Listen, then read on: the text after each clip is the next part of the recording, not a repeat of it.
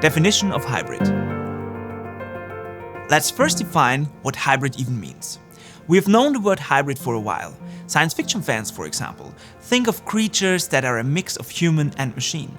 And others of us immediately think of a car when we hear the word hybrid, which means a combination of a gasoline and an electric propulsion. What we directly recognize, hybrid means a mixture of two or more components. In our topic, it is a combination of different places where we can work, so either in the office, in the home office, or even mobile.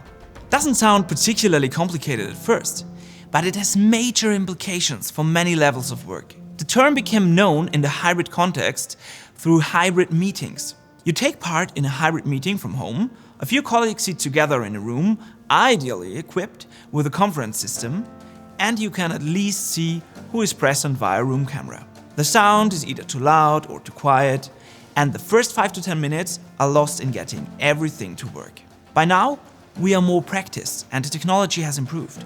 But if we are honest, it is still not really perfect. Even if hybrid working is not possible for all tasks, as physical presence is still necessary in many jobs, I recommend considering how to enable flexibility for employees in the future.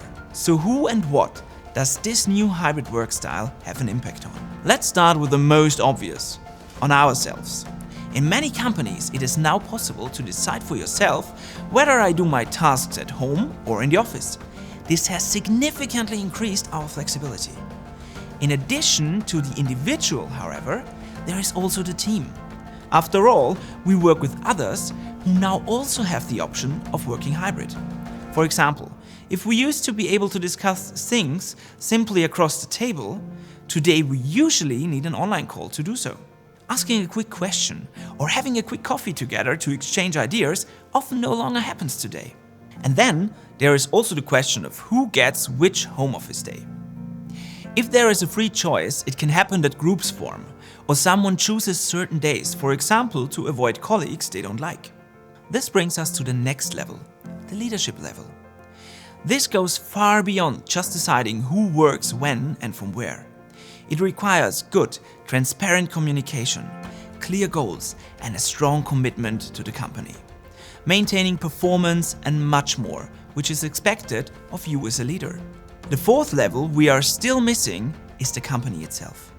Many companies are already considering what hybrid working means for them and what benefits they can derive from it. One international client I advise even had the most productive year after the change to a hybrid setup. And as a thank you, all employees were given an extra day off. A nice example, isn't it? But it can also be handled differently. Another customer decided to reduce the existing workplaces to 60% when they were moving to another office building. This sounds quite logically at first. But let's take a closer look at this solution. Statistically, Friday is the most popular home office day, when most people want to work from home. Which is not a problem with the 60% remaining workstations, right? But if we look at the favorite office day, which is Wednesday, where everybody comes to the office at once, it becomes too tight with only 60% workstations left, and employees become dissatisfied. Hybrid working impacts all levels of our collaboration. As a manager, it is important not only to recognize all these different demands and expectations, but also to combine them. Only in this way we can guarantee and strengthen successful collaboration in our company.